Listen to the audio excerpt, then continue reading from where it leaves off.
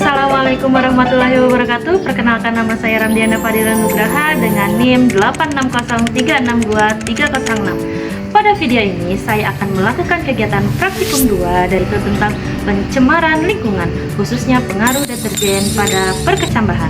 Pencemaran lingkungan merupakan masuknya zat atau bahan berbahaya ke dalam lingkungan yang dapat mengganggu keseimbangan ekosistem. Salah satu contohnya adalah pencemaran air akibat penggunaan deterjen. Deterjen merupakan produk industri yang sering digunakan dalam kehidupan sehari-hari.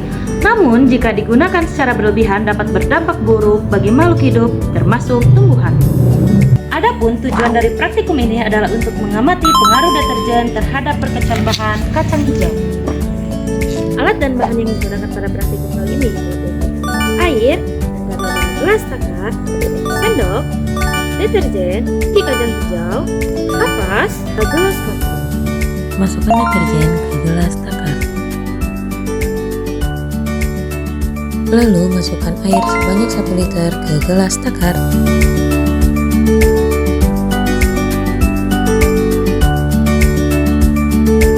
Lalu masukkan air 500 ml gelas yang berlabel 100%.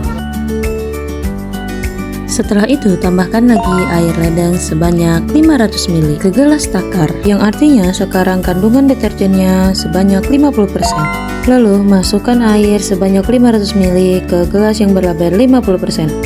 Ulangi hal yang sama sampai ke gelas yang berlabel 3,1%.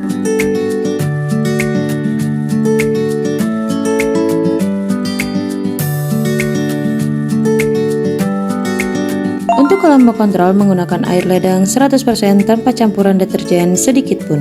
Setelah itu masukkan kapas secukupnya setiap gelas plastik berukuran 200 ml. Dan ulangi kepada semua.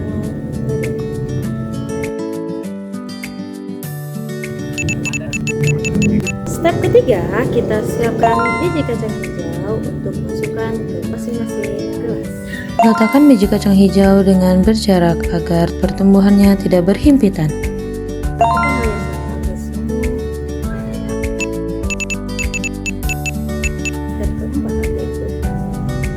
Lalu masukkan air secukupnya dari air konsentrat ke masing-masing gelas yang ada di depannya sesuai labelnya. 50% untuk label 2, 25% untuk label 3, 12,5% untuk label 4, 6,25% untuk label 5, 3,1% untuk label 6, dan untuk kelompok kontrol menggunakan air ledeng, dan jangan lupa menggunakan sendok yang berbeda agar tidak terkontaminasi.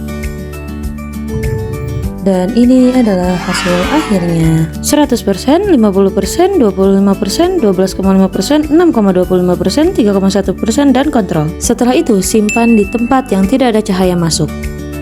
Setelah itu lakukan pengamatan selama 24 jam dan 48 jam. Berikut adalah hasil setelah 24 jam. Yang pertama ada konsentrasi 100% dari deterjen, di mana pertumbuhan terhambat sepenuhnya. Biji kacang hijau terlihat tidak mengalami perubahan signifikan, kulit biji tetap utuh dan tidak ada calon akar yang muncul. Hal ini menunjukkan tingkat toksisitas yang sangat tinggi bagi embrio tanaman. Yang kedua ada kandungan deterjen sebanyak 50%. Kondisi hampir sama dengan konsentrasi 100%. Sebagian besar biji tidak menunjukkan tanda pertumbuhan. Jika ada yang pecah kulit, radikula yang muncul sangat pendek dan pertumbuhannya segera terhenti. Yang ketiga ada kandungan deterjen sebanyak 25%, di mana mulai terlihat ada tanda-tanda awal perkecambahan pada beberapa biji. Namun pertumbuhan akar sangat lambat dan pendek.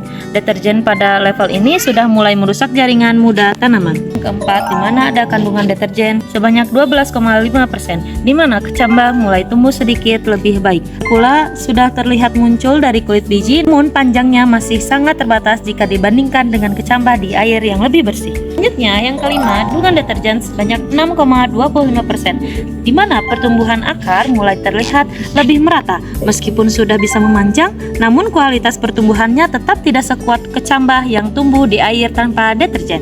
Selanjutnya yang keenam, di mana kandungan deterjen ini sebanyak 3,12%, di mana pada konsentrasi paling rendah ini kecambah menunjukkan pertumbuhan yang paling mendekati normal di antara larutan deterjen lainnya.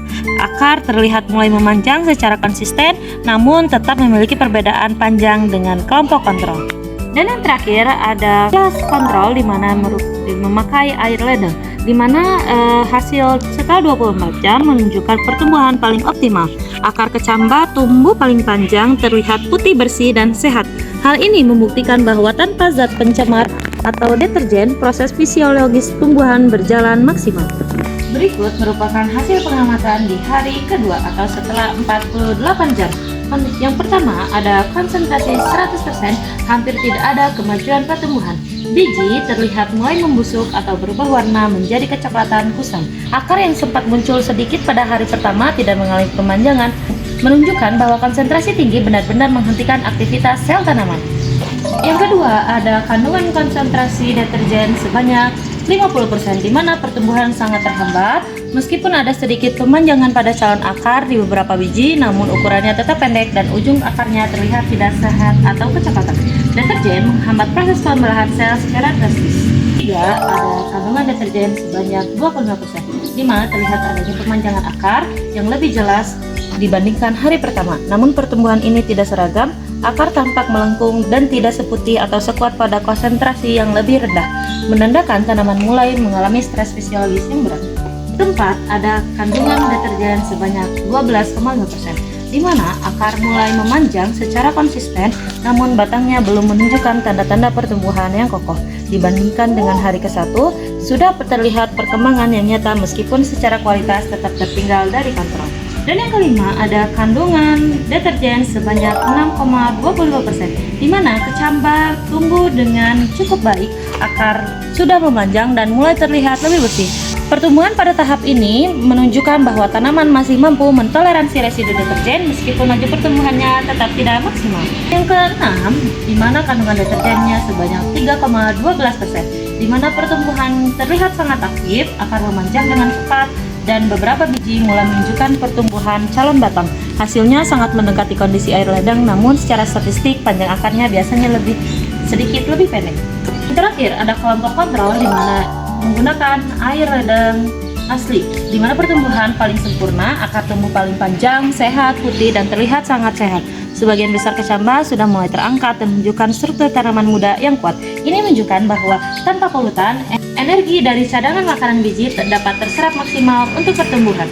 Berdasarkan hasil pengamatan yang telah dilakukan selama 48 jam, dapat ditarik beberapa kesimpulan penting. Yang pertama, yaitu menghambat pertumbuhan. Semakin tinggi konsentrasi deterjen yang diberikan, maka semakin lambat pula jalur laju pertumbuhan akar pada kecambah tersebut. Yang kedua, ada dampak konsentrasi tinggi. Pada konsentrasi deterjen yang pekat antara 50% sampai dengan 100%, biji kacang hijau mengalami kegagalan pertumbuhan yang total. Hal ini disebabkan zat kimia seperti surfaktan yang merusak membran sel dan menghambat proses penyerapan air oleh biji. Yang ketiga, di mana kondisi optimal bahwa pertumbuhan terbaik ditemukan pada kelompok kontrol yang menggunakan air ledeng tanpa campuran deterjen. Hal ini menunjukkan bahwa lingkungan yang bersih dari polutan kimia sangat krusial bagi keberlangsungan hidup dan kualitas pertumbuhan makhluk hidup. Demikianlah video praktikum mengenai pengaruh pencemaran deterjen pada pertumbuhan kacang hijau. Semoga video ini dapat memberikan wawasan baru bagi kita semua untuk lebih bijak dalam menjaga kelestarian lingkungan. Terima kasih. Wassalamualaikum warahmatullahi wabarakatuh.